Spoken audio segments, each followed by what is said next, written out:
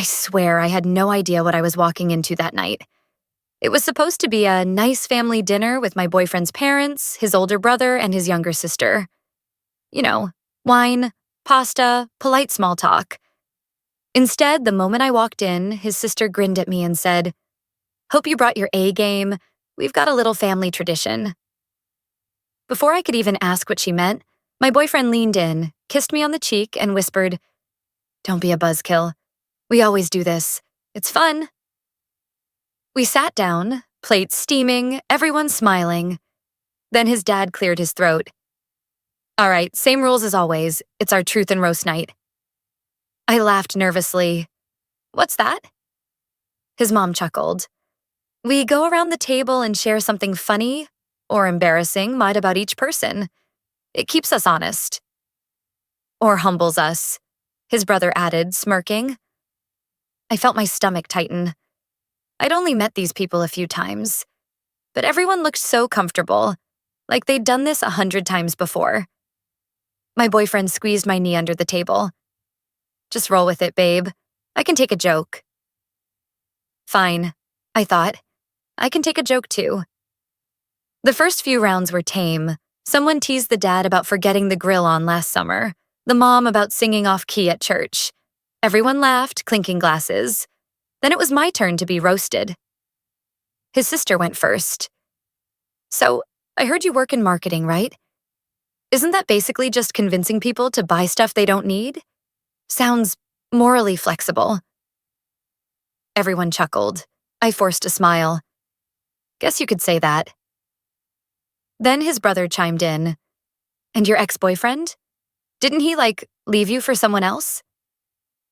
Harsh. Even my boyfriend joined in. "She once called me 3 times in a row because she couldn't figure out how to open my garage door." They all burst out laughing. My face was burning, but I kept smiling, sipping my wine. That's when it hit me.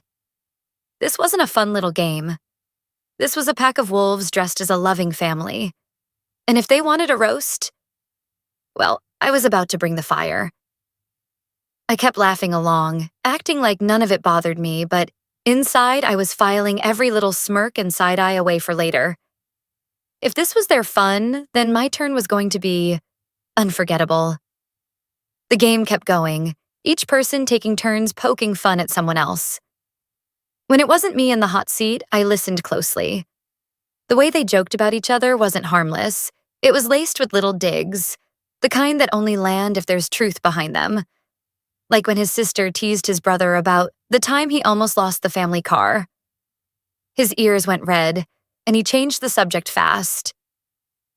Or when the mom teased the dad about that missing vacation money.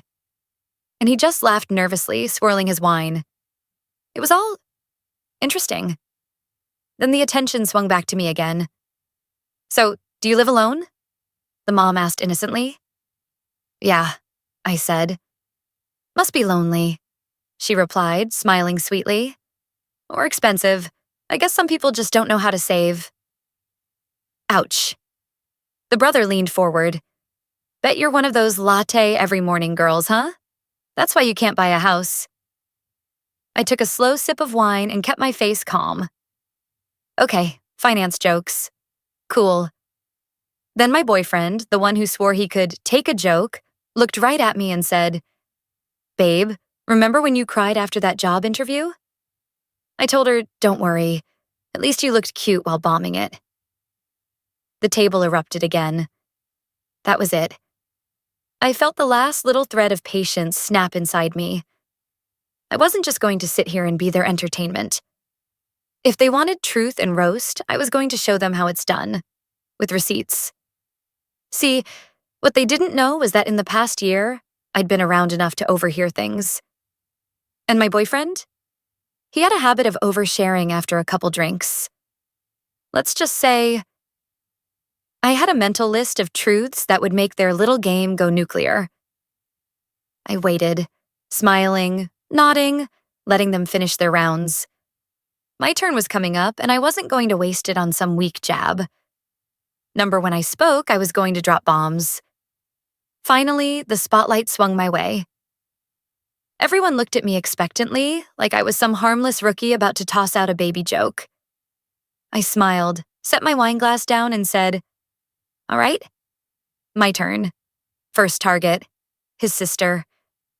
I kept my voice light, like I was just telling a funny little story. "You know, I think it's hilarious how you managed to get that apartment downtown without a security deposit." "Oh, wait, wasn't it because your best friend fronted it for you? And then you ghosted her when rent went up?" Classic. Her smile froze. "That's not—" "Oh, and then you blocked her on Instagram after she asked for her money back? Girl, that's bold." A couple nervous chuckles rippled around the table. His sister's eyes went wide, like she couldn't believe I'd just said that out loud. I didn't give her time to recover. Next, I turned to his brother. "And speaking of money, remember that time you borrowed your parents' car and somehow forgot to mention that you took out a cash loan against the title?" "Yeah, I guess the repo guy showing up at your work was just a coincidence." The brother's face went crimson. "That's not even— Oh, relax. We're just having fun, right? It's all part of the game." I could feel the air thickening, like the room had lost half its oxygen. My boyfriend shifted uncomfortably, glancing between his siblings. Then I leaned back in my chair, locked eyes with him, and went in for the kill. "And as for you," I said, letting the silence hang for just a beat too long. "You once told me how your business trip to Denver was actually a weekend at a ski resort with your coworker. The same coworker who thought I was just your roommate." The table went dead quiet. His mom's fork clinked against her plate. "Is that true?" she asked, her voice sharp. He stammered, "It's not what it sounds like." I smiled sweetly. "Oh, I think it's exactly what it sounds like." By now, his sister had her arms crossed. His brother was staring at the table, and his parents looked like they'd just aged 10 years in 5 minutes. But I wasn't done yet. Not even close. I could have stopped there. Any normal person probably would have. But the smug little grins they'd worn all night? The way they'd picked me apart like I was the evening's entertainment? I was just getting started. I leaned forward, resting my elbows on the table like we were about to share a juicy piece of gossip. "Actually, since we're all about honesty tonight, there's a few more things I've been meaning to mention." His mom shifted uncomfortably. "Maybe we should—" No, I interrupted with a smile. "I think it's important for family to be transparent." I turned back to his sister. "You know that lost necklace you cried about last Thanksgiving? The one you swore must have been stolen? Funny thing, I saw it in your purse 2 weeks later. Guess it wasn't lost. You just didn't want your ex to have it back after the breakup." She slammed her napkin on the table. "That's private." "Oh, right. And this is public, so—" I shrugged. Then I looked at his brother, who was staring daggers at me. "Oh, and that bonus you bragged about getting last year? Hilarious how it showed up right after you accidentally billed your client twice for the same job. Lucky break, huh?" He muttered something under his breath, but I didn't care. The mom was now frowning hard, clearly putting pieces together. And then I dropped the big one. I turned to my boyfriend, keeping my voice calm but clear. "You know, I almost didn't come tonight. I wasn't sure if I could sit across from you and pretend we're fine. Because last month, when you told me you were helping your brother move, I saw your car parked outside a motel. Same coworker's car was there too." His dad's hand hit the table with a dull thud. "Is that true?" My boyfriend opened his mouth, but nothing came out. His face was pale, his jaw tight. I sat back, letting the silence settle over them like a heavy blanket. "I mean, you guys wanted honesty, right?" I said finally, my tone dripping with fake innocence. No one laughed this time. No one moved. Even the sound of the grandfather clock in the hall felt loud. I picked up my glass, took a slow sip, and thought, now they know what it feels like. For a few long seconds, nobody spoke. The only sound was the faint clink of my wine glass as I set it down. His mom was the first to break. "I can't believe this," she muttered, pushing her chair back. She turned to her son, my now very uncomfortable boyfriend, and said, "You brought her here to humiliate us?" He snapped, "I didn't know she was going to—" "Oh, please," I cut in. "You didn't mind humiliating me in front of your whole family? You just didn't expect me to hit back." His sister shot up from her chair. "You're psycho," she yelled. "You just came here to stir drama." I leaned back and smirked. "No, sweetie, I came here for dinner. You served the drama." The brother was silent, but I could see his jaw flexing. His eyes flicked toward his parents like he was waiting for them to shut me down. Instead, their dad just stared at him with this cold, disappointed glare. "You took a loan against my car?" the dad asked slowly. The brother stammered, "It's not how it sounds." "Oh, it's exactly how it sounds," I said under my breath. Now the mom was looking between her kids like she'd never seen them before. "And you?" She turned to her daughter. "You lied to me about that necklace? After I comforted you for hours?" The sister crossed her arms, rolling her eyes. "Whatever. It's not a big deal." The dad slammed his hand on the table again. "Not a big—" That's when my boyfriend finally snapped. "Okay, enough," he shouted. "This is insane. We don't need to air every mistake in front of everyone." I tilted my head. "That's funny. That's exactly what you were doing to me an hour ago." His face twisted into something between anger and embarrassment. "Get out," he said quietly. I looked around the table. His parents avoided my eyes. His sister was glaring daggers. His brother was chewing on the inside of his cheek. I stood up slowly, grabbed my bag, and slung it over my shoulder. "Thanks for dinner," I said, my voice light.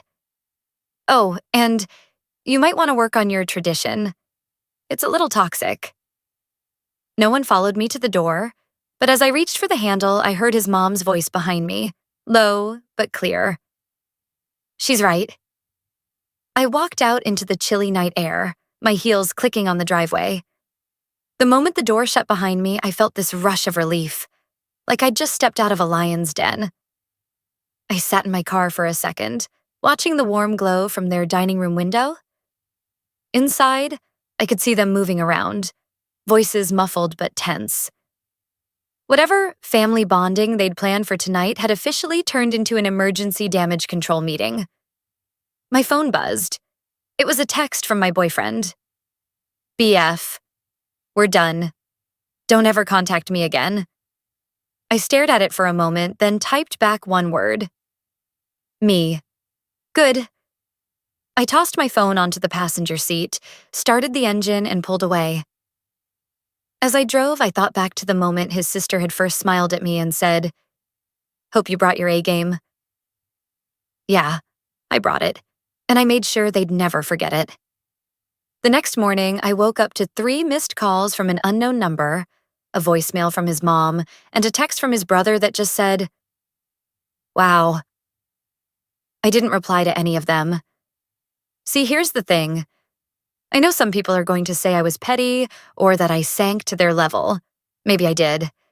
But when you're surrounded by people who think tearing you down is entertainment, you've got 2 choices.